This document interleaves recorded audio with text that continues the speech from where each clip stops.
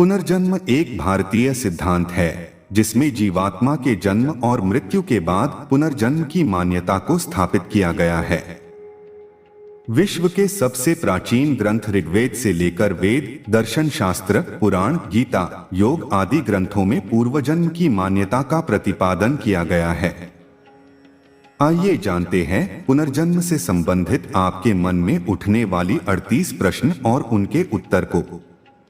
पहला प्रश्न है, पुनर्जन्म किसे कहते हैं? उत्तर, जब जीवात्मा एक शरीर का त्याग करके किसी दूसरे शरीर में जाती है तो इस बार बार जन्म लेने की प्रक्रिया को पुनर्जन्म कहा जाता है। दूसरा प्रश्न, क्यों होता है पुनर्जन्म? उत्तर, जब एक जन्म के अच्छे बुरे कर्मों के फल अधूरे रह जाते हैं तो उनको भोगने के लिए दूसरे जन्म आवश्यक हैं, इसलिए पुनर्जन्म होता है। तीसरा प्रश्न, अच्छे बुरे कर्मों का फल एक ही जन्म में क्यों नहीं मिलता? उत्तर, क्योंकि जब एक जन्म में कर्मों का फल शेष रह जाता है तो उसे भोगने के लिए दूसरा जन्म अपेक्षित होता है। चौथा प्रश्न, पुनर्जन्म को कैसे समझा जा सकता है? उत्तर, पुनर्जन्म को समझने के लिए जीवन और मृत्यु को समझना आवश्यक है और जीवन मृत्यु को समझने के लिए शरीर को समझना आवश्यक है। पांचवा प्रश्न, मनुष्य जीवन का संरचना क्या है? उत्तर, हमारे शरीर को निर्माण प्रकृति से हुआ है, जिसमें मूल प्रकृति से प्रथम बुद्धि तत्व का निर्माण, बुद्धि से अहंकार का निर्माण, अहंकार से 5 ज्ञानेंद्रियों तथा कर्मेंद्रियों का निर्माण। हमारे शरीर की रचना को 2 भागों में बांटा जाता है, एक सूक्ष्म शरीर और दूसरा स्थूल शरीर।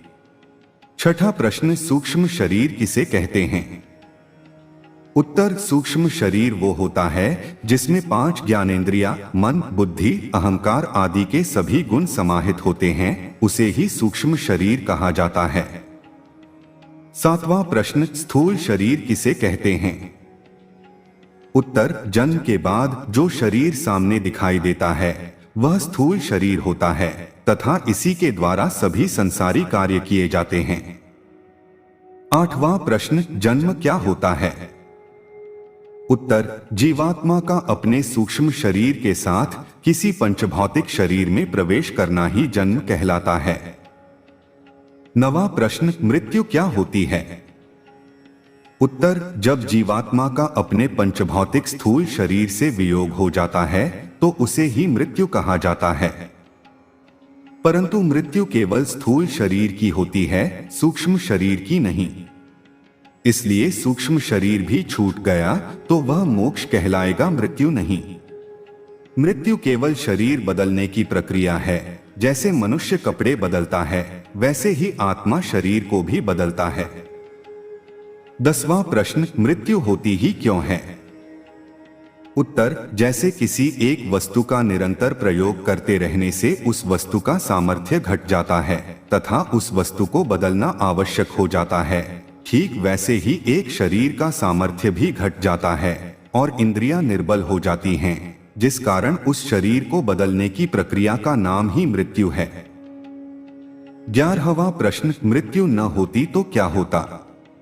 उत्तर, मृत्यु न होती तो ऐसी बहुत सारी परिस्थितियां उत्पन्न हो जाती जिससे इस संसार को चलना बहुत ही मुश्किल हो जाता और पृथ्वी की जनसंख्या बहुत बढ़ जाती तथा यहाँ पैर धरने का भी स्थान नहीं होता।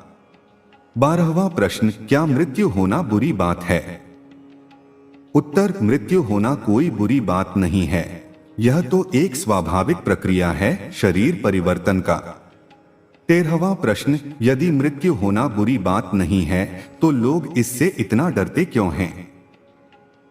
उत्तर, हर लोगों की इच्छा होती है कि मेरी मृत्यु जल्दी न हो, क्योंकि उनको मृत्यु के वैज्ञानिक स्वरूप की जानकारी नहीं है।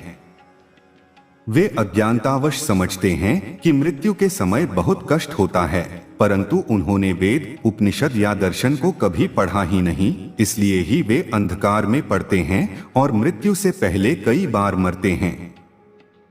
14वां प्रश्न, मृत्यु के समय कैसा लगता है?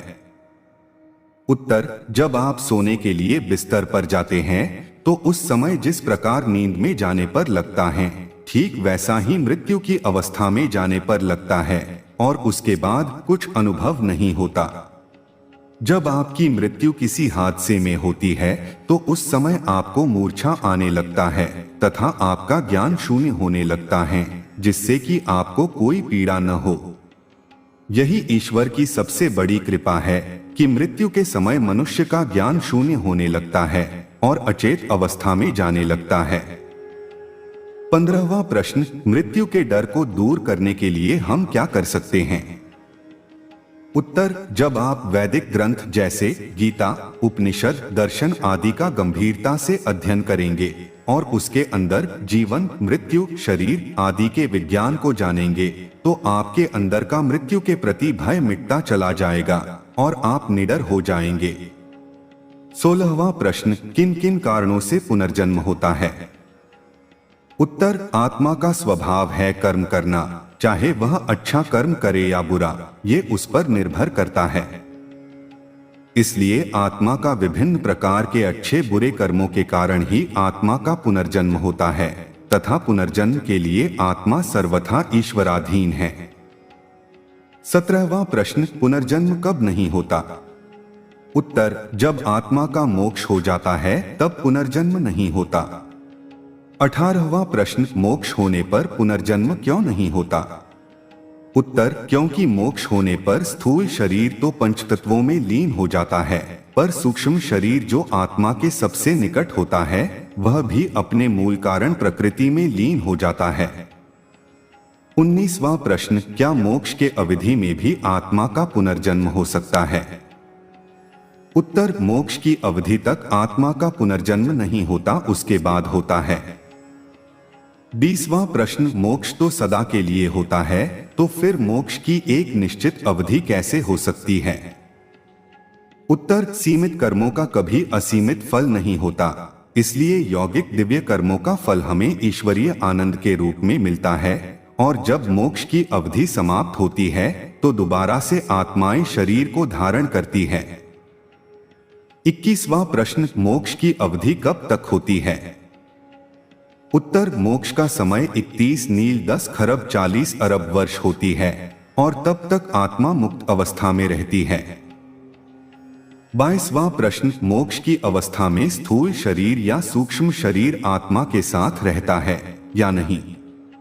उत्तर, नहीं, मोक्ष की अवस्था में आत्मा पूरे ब्रह्मांड का चक्कर लगाता रहता है और ईश्वर के आनंद में रहता है, बिल्कुल ठीक वैसे ही जैसे कि मछली पूरे समुद्र में रहती है। 23वां प्रश्न, मोक्ष के बाद आत्मा को शरीर कैसे प्राप्त होता है? उत्तर, सबसे पहले तो आत्मा को कल्प के आरंभ अर्थात सृष्टि के आरंभ में सूक्ष्म शरीर मिलता है। फिर ईश्वरीय मार्ग और औषधियों की सहायता से प्रथम रूप में अमैथुनी जीव शरीर मिलता है। वो शरीर सर्वश्रेष्ठ मनुष्य या विद्वान का होता है जो मोक्ष रूपी पुण्य को भोगने के बाद मिलता है।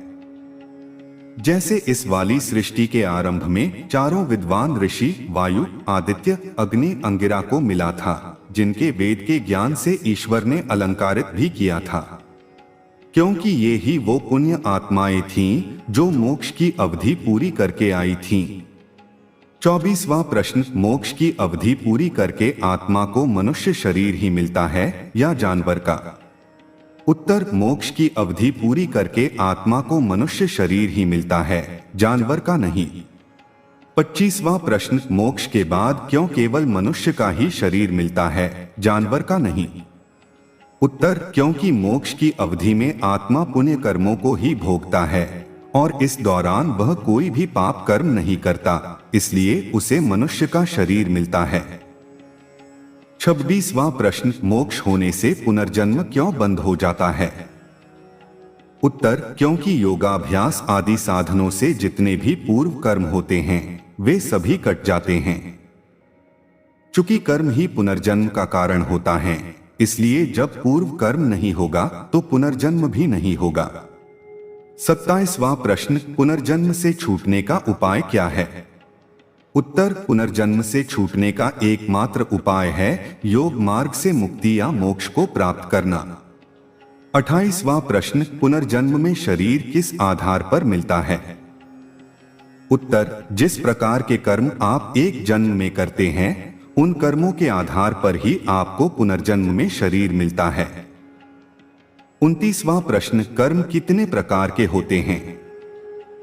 उत्तर, मुख्य रूप से कर्मों को 3 भागों में बांटा गया है, सात्विक कर्म, राजसिक कर्म तथा तामसिक कर्म, जिसमें सत्य भाषण, विद्या अध्ययन, परोपकार, दान, दया तथा सेवा आदि सात्विक कर्म कहलाते हैं, जबकि मिथ्या भाषण, क्रीड़ा, स्वाद लोलुपता, स्त्री आकर्षण तथा चलचित्र आदि राजसिक कर्म कहलाते हैं।